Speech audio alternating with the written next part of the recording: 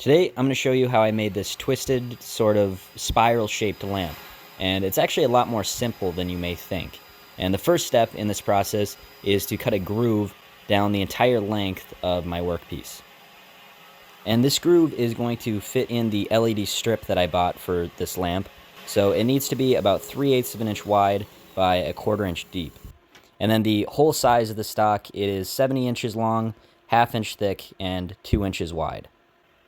And I didn't actually do any real math to figure out the size of this spiral. I just worked on a couple of test pieces until I found something that looked right. But there are a couple of factors that you may want to think about if you want to make a different size spiral. So basically, the angle of cut is going to determine how stretched out or tall the spiral is. A steeper angle, like 45 degrees, is going to make a taller, more stretched out spiral. And then also the spacing between each cut, along with the thickness of material you're using, is going to determine how wide the spiral is. For this spiral, I am using 1/2 inch material, and I am cutting at a 20-degree angle with a spacing of 5/16 between each cut, which is a weird number, but it's kind of just what I found looked right when working on test pieces.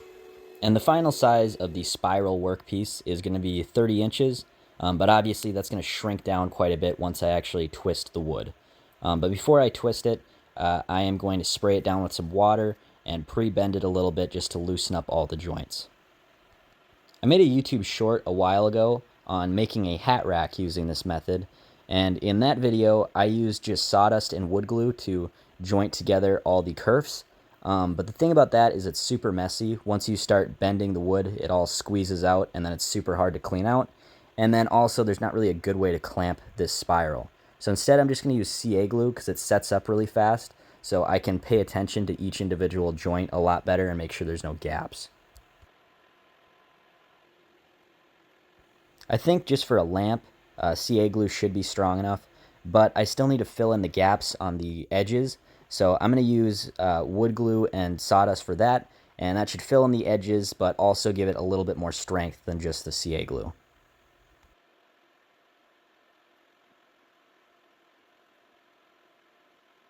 And now for a whole lot of sanding. And I tried my best to not be so messy with the wood filler so that I can save time on the sanding part, because the sanding part is definitely the worst part about this project. Everything else is pretty straightforward and easy, but with this spiral, it's really hard to get a sander into all the nooks and crannies of this spiral.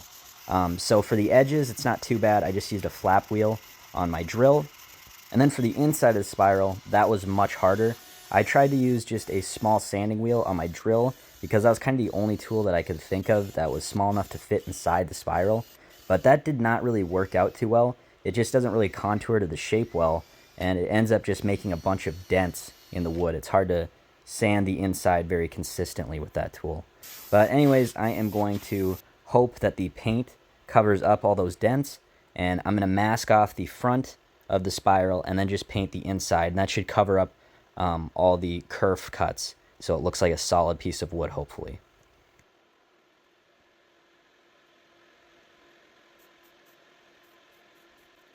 Yeah, that did not work at all.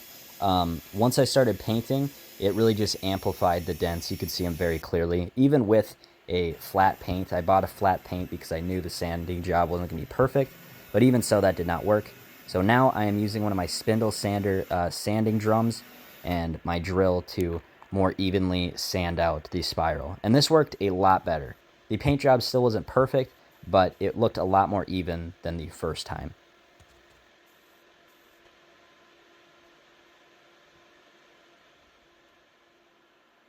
While the paint dried on that, I'm going to work on the base, which is also kind of a spiral shape, but a different spiral shape. I don't really know how to explain it, but you'll see later. And for these cuts, I'm going to set my solder 0 degrees back to square, and I'm going to make the spacing between these cuts change as I go along.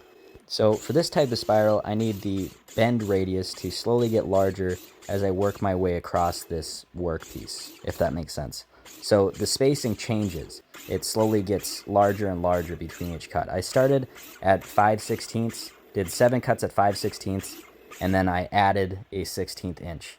I went to 3/8, and so on. So every 7 cuts, I would add a 1/16 of an inch between each cut. if that makes sense.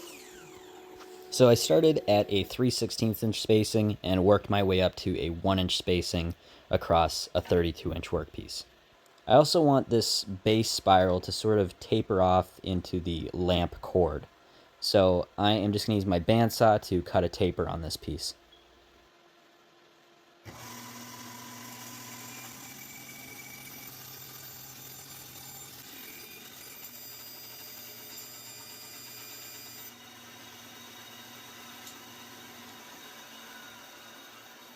Same process as before, just going to spray this down with some water, glue all the joints together with CA glue, and then fill all the curves with some sawdust and wood glue.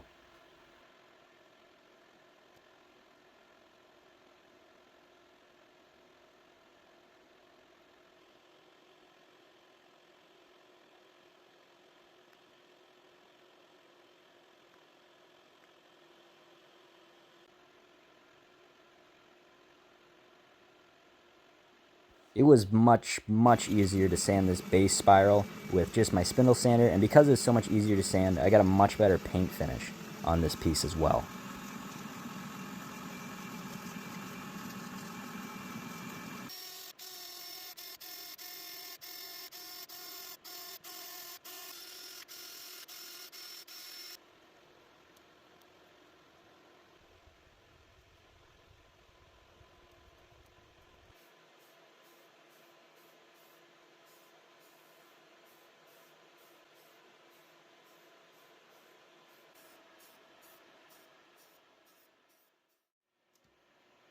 At this point, the paint had dried on the other spiral, and it seems I did not do a very good job with the masking tape on this because a lot of paint still leaked through, but it was easy enough to clean up just with my oscillating sander.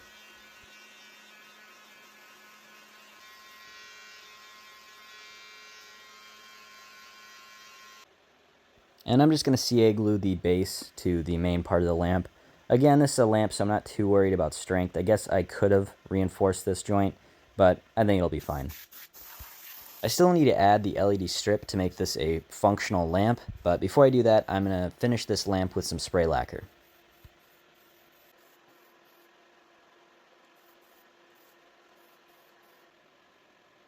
Putting in the LED strip wasn't too bad, just had to fit it into that groove that I cut earlier, and it all went pretty smoothly.